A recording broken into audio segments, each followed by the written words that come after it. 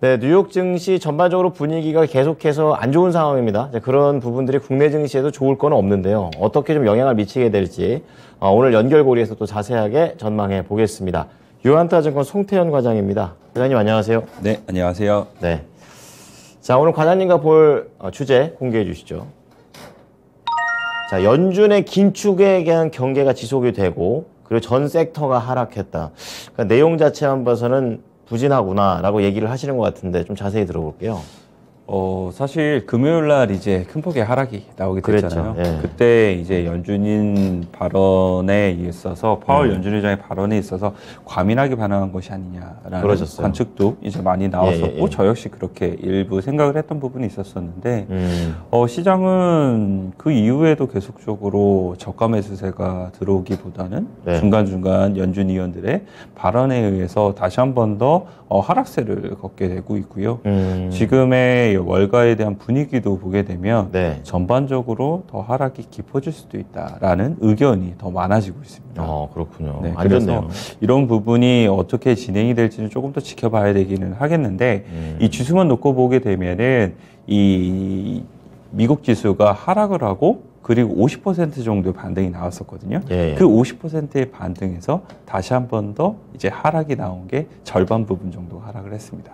그리고 통 한 25% 정도 지금 아직까지는 전체적으로 올라가 있는 거네요. 25% 정도가 상승이 예. 나왔으니까 예. 여기서부터 정말 다시 한 번 더 반등이 나올 것인가 아니면은 하락으로 그냥 더 내려갈 것인가가 결정이 되는 분기점이 다시 한 번 될 수 있다라고 중요하네요. 보시면 될 것 같고요. 네네. 다만 이제 이 10월 달, 11월 달 가게 되면은 네. 정치적인 이슈가 G2에 모두 다 있게 되잖아요. 그렇죠. 중간 선거. 그런 부분을 생각을 해봤을 때는 다시 한 번 더 속도가 빠르지는 않지만 반등이 나올 수 있지 않을까라는 기대감은 좀 높아지고 있다라고 보시면 될 것 같습니다. 네. 그래서 어쨌거나 이런 부분이 있음에도 불구하고 지금은 시장 자체가 분위기가 썩 좋지 못했다라고 보시면 될 것 같고요. 그쵸. 아까 보신 것처럼 전 섹터가 모두 다 하락을 했기 때문에 전반적으로 국내 시장에서도 그닥 좀 좋지는 못할 것이다라고 말씀드릴 수 있을 것 같습니다. 네. 자, 그러면 이제 세부적으로 어떠한 사람들이 어떤 얘기를 했고 또 관련된 뭐 지표라든지 이런 부분 좀 짚어주세요. 네, 일단은 뉴욕 연은 총재가 이제 발언을 하게 되는데 네네. 뉴욕 연은 총재 같은 경우에는 사실 의장, 부의장, 그 다음에 뉴욕 연은 총재니까 삼인자죠. 네, 그런 부분에서 봤을 때 확실히 연준 수뇌부에서 내년도 금리 인하에 관련돼서는 확실히 선을 좀 긋고 있는 것이 아닌가라고 생각을 해볼 수 있는 것 같아요. 그렇군요. 역시나 뉴욕 연은 총재 같은 경우에도 금리 인하 관련돼서 내년도에는 있기가 매우 어려울 것이다라고 이야기를 했던 부분이 있었었고요. 그리고 연준이 정책을 한동안 제약적 수준으로 유지를 해야 된다라고 이야기를 했던 부분이 있었습니다. 그래서 통화 정책의 경제에 이제 실제로 미치는 데까지는 시간이 걸릴 수밖에 없기 때문에 네. 정책을 이제 발의한 다음에 일정 부분은 홀드를 해야 되는 스탑 앤 홀드의 정책을 필요하다라는 부분을 다시 한 번 더 강조했다라는 평가를 받고 있고요. 네. 그리고 리치먼드 연은 총재인 토마스 바킹 같은 경우에도 연준이 인플레이션을 2%로 언제 되돌릴지가 매우 불확실하다. 매파네요. 라고 이야기를 했습니다. 그래서 경기 침체는 연준이 인플레이션을 2%로 낮추는 데에 따르는 위험이다라고 이야기를 하게 되면서 이런 부분 역시나 이 연준이 계속적으로 금리 인상의 카드를 사용을 할 것이다 라는 부분을 이야기를 했다라고 보시면 될 것 같고요. 네. 이 경제 지표가 어제 사실상 좀 잘 나오게 되면서 그러면은 연준이 다시 한 번 더 가게 된다 하더라도 문제가 되지 않겠다라는 이야기가 이제 더욱더 힘을 받게 되면서 좀 좋지 못한 흐름이었다라고 보시면 될 것 같고요. 네. 어제 나온 지표를 보게 되면은 소비자 신뢰 지표가 상당히 좀 잘 나왔던 부분이 그러네요. 있었고요. 네. 그리고 고용 관련돼서도 전월 대비 상당히 좀 잘 나오게 되면서 CNBC에서는 미국 노동시장이 여전히 극심하게 타이트하게 진행이 되고 있다라고 이야기를 했습니다. 그래서 미국 연준 의사들이 계속적으로 이야기를 했던 것이 노동시장이 너무 좋다, 타이트하다라고 이야기를 했었었는데 이런 부분은 지표로서 다시 한 번 더 보여준 것이 아닌가라고 생각을 해볼 수 있는 것 같고요. 일단은 이러한 부분에 의해서 이 월가가 어떻게 지금 생각을 하고 있는지 해석을 하고 있는지가 중요하게 될 텐데 이 알리안스 같은 경우에는 조금 더 강하게 이야기를 하고 있습니다. 이 인플레이션 사태에 대처하기 위해서 보다 더 적극적인 통화 긴축에 나서야 될 필요가 있다. 세네요. 라고 이야기를 했고요.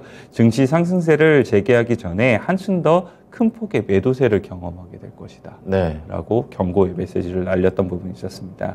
그리고 UBS 같은 경우에도 연말까지 도합 100bp의 이 금리 인상 단행을 할 것으로 예상이 되고 있는데 이 금리 인상 사이클 진행 속에선 이 미국 증시가 상승을 기대하기가 매우 어렵다. 비슷하네요. 라고 이야기를 했습니다. 그렇군요. 뭐 그렇다고 해서 나쁜 이야기만 꼭 있는 건 아니고요. 네. 이 골드만삭스 같은 경우에는 이 파월 의장이 7월 자료에만 그치지 않고 8월 자료를 확인을 하겠다라고 그랬죠. 이야기를 한 것은 이 투자자들이 인식하고 있는 것보다 덜 매파적인 발언이 될 수 있다라고 이야기를 하게 됐습니다. 그래서 9월 FOMC에는 이 시장이 우려하는 반대로 우호적인 결과가 나타날 수도 있다. 라고 이야기를 하게 되면서 그렇군요. 다시 한 번 더 8월 물가지표가 정말 유의미하게 낮아지게 되면은 거기서부터는 금리 인상을 빠르게 갈 필요가 있겠느냐라고 이제 골드만삭스에서는 얘기를 하고 있었습니다. 네. 그래서 이제 월간은 이렇게 해석을 하고 있는데 이 금리에 대한 부분을 보게 되면은 어제 금리가 소폭 상승이 나오기는 했지만 그렇게 크게 상승이 나오지는 않았었고요. 그리고 CME 패드워치의 금리 인상 확률을 보게 된다 하더라도 어제 이제 월요일 장 마감 때 보게 되면은 100bp 인상에 대해서도 이야기가 많이 나왔었거든요. 그랬었군요. 그랬던 부분이 있었는데 어제 같은 경우에는 그런 부분이 다소 목소리 조금 더 줄어든 부분이 있었던 것 같고요. 75bp 관련돼서 한 70%의 확률, 그리고 50bp 관련돼서는 한 29%의 확률을 기록을 하게 되면서 계속적으로 75bp 쪽으로 조금 더 기울어지기는 하지만 그래도 50bp에 대한 부분도 뭐 사람들이 생각을 하고 있다. 이렇게 보시면 될 것 같습니다. 자, 전체적인 금리에 대한 부분 이렇고 그 상품에 대한 부분이 좀 전반적인 하락이 좀 나왔었는데 이 부분을 좀 짚어주세요. 어제 사실 상품 가격의 하락이 조금 더 많이 나왔던 부분이 있던 것 같아요. 그렇게 되다 보니까 관련된 종목들도 하락폭이 좀 커졌던 부분이 있었었는데요. 유가 관련돼서 어제 5% 정도 하락이 나왔습니다. 얼마 전에 보게 되면은 이제 이 사우디에서 우리 감산 진행하는 거 조금 더 뭐 할 수 있다라고 얘기를 했었었는데 그래서 올랐잖아요. 러시아 이제 이 통신사에서 그 관련돼서 오펙 플러스가 현재 감산 가능성을 논의를 하지 않고 있고 이 아직은 시기상조이다라고 발표를 했던 부분이 있게 되면서 이런 부분이 조금은 완화가 된다라고 보시면 될 것 같고요. 이란의 인터내셔널 트윗에서도 미국과 이란이 핵 합의 복원에 합의에 도달을 했다라고 이제 트위터에 나오게 됐습니다. 공급이 늘어날 수 있는 얘기군요. 뭐 아무래도 핵 합의가 도달을 하게 되면은 그 이후에는 뭐 이란도 증산해야죠. 증산에 대한 부분 그리고 그 원유가 풀린다는 뭐 이런 부분이 뭐 생각적으로 될 수가 있는 부분이 있기 때문에 그런 부분에서 유가가 큰 폭의 하락이 나왔던 것이 아닌가라고 판단을 해볼 수 있는 것 같습니다. 그래서 스파르탄 캐피털에서는 전일 유가가 오른 것은 투기적인 부분이 상당히 많았었다라고 이야기를 했고요. 오펙 감산에 대해서는 투자자들의 베팅이 상당히 줄어들고 있다라고 언급을 하게 되면서 이러한 이제 유가에 대한 하락이 추가적으로 나올 수 있다라고 이야기를 하고 있습니다. 그래서 관련된 이제 정유 관련된 기업들이 대략적으로 한 3%에 가까운 이제 하락이 나왔다라고 보시면 될 것 같고요. 그리고 천연가스 가격 같은 경우에도 이제 유럽에서도 급락에 대한 뉴스 보도가 나오게 되고 어제 이제 미국 시장에서도 한 3%에 가까운 하락이 나왔었거든요. 그런 부분이 이런 유가라든지 아니면 천연가스 관련돼서도 어느 정도 한숨을 좀 돌릴 수 있게 만들어주지 않았나 이렇게 생각을 해볼 수 있는 것 같습니다. 그러면 이제 곡물 쪽에서도 좀 하락이 좀 나왔었는데 이 부분은 좀 어떻습니까? 곡물 하락이 나왔습니다. 곡물 하락이 나왔는데 큰 폭으로 나온 건 아니고요. 밀 같은 경우에는 한 3%에 가까운 하락이 나오게 되고 옥수수는 한 0.6% 정도의 하락이 나왔었는데 이 옥수수나 밀 경작지 관련돼서 추가적으로 더욱더 늘어날 수 있다라는 이제 가능성이 이제 보도가 되게 되면서 그런 부분이 이제 이 곡물 가격을 하락을 시켰다라고 보시면 될 것 같고요. 뭐 관련된 기업인 이제 비료 관련된 기업은 뭐 천연가스 가격의 하락으로도 동반돼서 악재가 나오기는 했습니다만 한 6% 정도의 하락이 나왔다라고 보시면 될 것 같고요.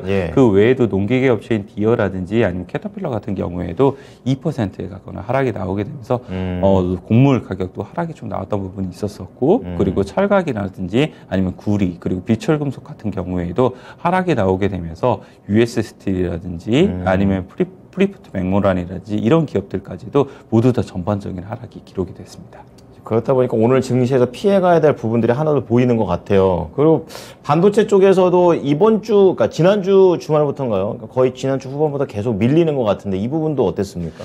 일단 증시의 하락세가 계속 나오다 보니까 역시나 네. 이제 동반돼서 하락이 나왔던 부분이 있었다라고 보시면 될 것 같고요. 네. 필라델피아 반도체 지수가 1.3% 정도 하락이 나왔었는데 네네. 뭐 주요 종목들이 크게는 빠지지는 않았습니다. 한 2에서 많게는 한 3% 정도 이 정도의 하락이 나왔다라고 보시면 될 것 같고요. 네. CT 같은 경우에는 조금 더 암울한 전망을 내놨었는데 어땠습니까? 이 10년째 관련돼서 이 최악의 반도체 침체에 접어들고 있다라고 얘기를 세네요. 하고 있고 네. 필라델피아 반도체 지수가 새 저점을 찍으면서 25%가 추가적으로 하락할 수 있다라고 이야기를 하게 되면서 반도체가 전반적으로 좀 좋지 못했습니다. 그랬군요. 그러면 이제 나쁜 것만 있었던 건지 좋은 뭐 종목이라든지 이런 건 없었습니까? 좋은 종목을 보게 되면은 그나마 볼 수 있는 게 퍼스트솔라가 플러스를 기록을 하기는 했었거든요. 네네. 이 퍼스트솔라 같은 경우에는 미국에서 추가적으로 공장 증설을 이제 진행을 하겠다라고 이야기를 했던 부분이 있었었고요. 네. 지금 1년 만에 공장 증설에 관련된 부분이 추가적으로 나왔다라고 보시면 될 것 같고 추가군요. 지금 북미에서 이제 패널 생산에 대한 부분이 상당히 좀 낮게 진행이 되는 부분이 있었었는데 네. 2025년도까지 IRA 법안에 의해서 세제 혜택을 받게 되면서 상당히 더욱더 많은 부분 증가를 시키겠다라고 이야기를 했던 부분이 있었습니다. 그래서 태양광 관련돼서는 계속적으로 미국에서에 대한 산업 자체가 확장이 되고 있구나라고 한번 생각을 해보시면 될 것 같고요. 관련돼서 국내의 기업들 같은 경우에도 역시나 수혜를 받을 가능성이 상당히 높아진다라고 보시면 될 것 같습니다. 네, 요즘 시장에서 반도체가 안 좋다는 얘기 계속 나오고 있는 가운데 대체 에너지와 관련해서 계속해서 돌고 도는 그런 상황이 연출됩니다. 그래서 오늘은 미리 예상을 하셨다시피 태양광 쪽에서 골라왔습니다. 오늘의 종목 공개하겠습니다. 자, 오늘의 종목은요, 태양광 쪽에서 공개를 할 텐데요. 한화솔루션이 되겠습니다. 자, 한화솔루션 좀 더 자세하게 알려주시죠. 네, 물론 주가만 놓고 보게 되면 한화솔루션이 많이 올랐었고, 그렇죠. 그리고 사이즈도 크기 때문에 네. 주가의 탄력도 좀 낮을 것 같기는 해요. 그렇죠. 예, 뭐 네. 시간으로 보게 되면은 훨씬 더 S에너지라든지 뭐 대원에너지라든지 이런 게 훨씬 더 많이 움직였었기 때문에 네. 그런 부분에서 변동성을 이용한 매매를 하실 분들 같은 경우에는 그쪽에서 매매를 하셔도 될 것 같기는 한데 네. 일단은 한화솔루션 같은 경우에는 IRA 법안 관련돼서 미국의 실질적으로 공장을 증설을 할 수 있다는 점에서 확실히 수혜를 받을 수 있는 부분이 있다라고 보시면 될 것 같고요. 네. 예전에는 투자 회수의 기간이 한 7년에서 8년 정도가 걸렸었는데 네. IRA 법안에 의해서 세제 혜택을 받게 되면서 2년 이내로 그러한 투자 회수 기간이 줄어들 것이다라고 이야기가 나오고 있습니다. 좋네요. 그만큼 이제 세제 혜택에 대한 부분이 크게 이제 한화솔루션에게 훨씬 더 이득으로 자리 잡을 수 있다라고 보시면 될 것 같고요. 3분기 태양광 실적 같은 경우에도 한 1,200억 원 정도의 영업이익이 나올 것으로 예상이 되고 있는데 네. 시장의 컨센서스가 대략 한 600억에서 1,000억 정도 되고 있거든요. 그보다 훨씬 더 잘 나올 가능성이 높기 때문에 네. 그런 부분에서 실적에 대한 모멘텀도 기대해 볼 수가 있는 부분이 있을 것 같고요. 네옴시티 관련돼서도 태양광 관련된 부분이 언급이 좀 나왔었거든요. 신재생이죠, 그런 부분이 결국은 수급적으로 태양광 관련돼서 더욱더 많은 부분 집중이 될 수 있게 만들어주지 않을까 이렇게 기대해 보고 있습니다. 네, 높았던 만큼 목표가는 조금 보수적으로 잡아야 될 것 같은데 어떻습니까? 지금 이야기를 나오는 걸 보게 되면은 65,000원에서 68,000원까지도 TP가 올라가고 있어요. 네. 그래서 지금 5만 원을 넘어가서 계속적으로 많이 올라갔기 때문에 부담스러워 하시기는 하실 텐데 그래도 6만 원 부근까지는 상승이 나오지 않을까라고 생각을 하고 있고요. 네. 일단 목표가는 한 6만 원 정도 보시면 될 것 같습니다. 네, 한화솔루션 오늘 태양광 쪽에 좀 포인트를 잡았습니다. 목표가 6만 원을 제시를 해 주셨네요. 자, 오늘 내용 잘 참고하겠습니다. 고맙습니다. 네, 감사합니다. 자, 미국의 정책 수혜로 증설에 대한 모멘텀이 좀 더 가시화되어 있는 그리고 투자 수익도 빨리 좀 당겨받을 수 있는 이런 수혜 종목으로서 오늘 태양광 관련된 종목 한화솔루션 말씀을 해드렸습니다. 참고해 보시기 바랍니다. 자, 지금까지 투자 판단에 도움이 될 수 있는 정보를 제공해 드렸고요. 특정 종목의 상승과 하락을 보장하지는 않습니다. 이 부분 참고해 주시기 바랍니다. 오늘 장 힘내십시오. 고맙습니다.